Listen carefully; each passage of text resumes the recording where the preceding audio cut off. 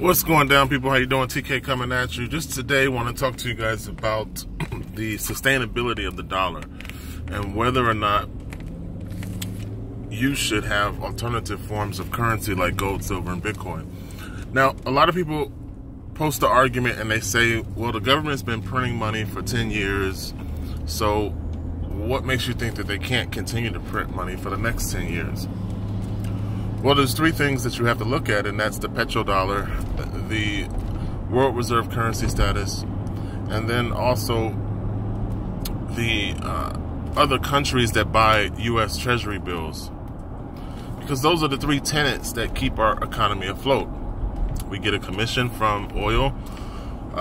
As a world reserve currency status, you have to change into dollars in order to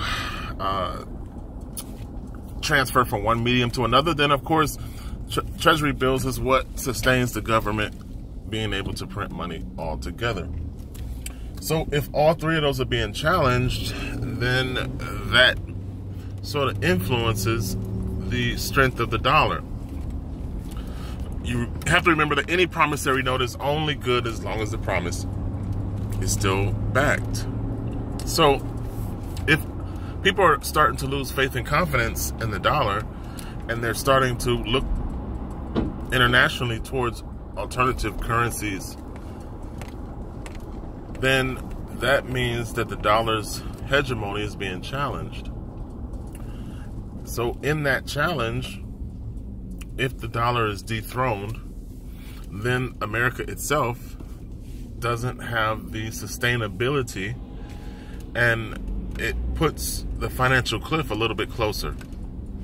So it's imperative for individuals to make a choice to choose whether or not they want to stick with paper because paper is the only thing that they know, or do they want to diversify their portfolio outside of paper and acquire assets like gold, silver, and Bitcoin.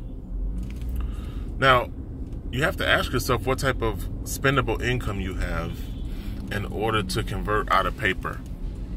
Paper is divisible, and you can basically divide paper into any amount of other asset that you can afford. Just as the dollar is divisible into 4 quarters, if you only have 4 quarters, then buy that equivalent of gold, silver, and Bitcoin. But people stick to what they know. People are conditioned to be consumers, and they don't seek out information. So the average person is not interested in acquiring assets outside of paper. But if you rest all your eggs in one basket, then you're victimized by the strength or weakness of that basket. So it's always good to have a financial backup plan. And that's what gold, silver, and Bitcoin is. It's just a backup plan. It's a backup plan to paper. So when we say save in gold, save in silver, save in Bitcoin, you take your spendable income and you spend $100 every payday or $500 every month. But you actually save in those 3 assets, gold, silver, Bitcoin. And you want to get your savings to the point where you have a sustainability no matter what happens to paper. A lot of people think that they can outrun or outpace inflation. I've heard people say that because they earn a high salary, that they are outpacing inflation. Well, that fundamental lack of understanding is just really false. Because inflation is the cost of goods and services within society in relation to how much you make. And the average person typically lives at their means or above their means. So it doesn't matter how much you make if you're spending an equivalent amount in your household. The people who are willing to make a sacrifice, willing to minimize liabilities, eliminate debt, those are very, very few. Because of the way people's mind has been conditioned to be a debt slave, chattel slavery is common. You are a slave to credit. you're a slave to debt, and you're not willing to do what it takes to pay off debt, live on real accounting, and actually make your money get a job so that you have some sort of residual income coming back into your house. You know, that should be your goal. Your goal should be to have income outside a job that continuously comes into your house. So no matter what happens at work, you still have an income.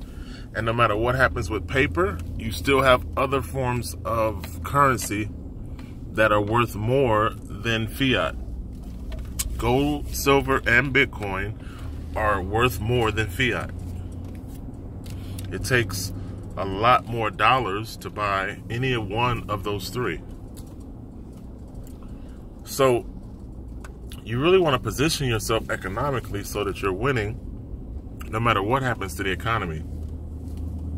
And that's why gold, silver, and Bitcoin is considered a financial insurance, because it gives you a hedge against inflation. It gives you a means to preserve your wealth, and it gives you an outlet to the dollar devaluation and the constant printing press that the government chooses to.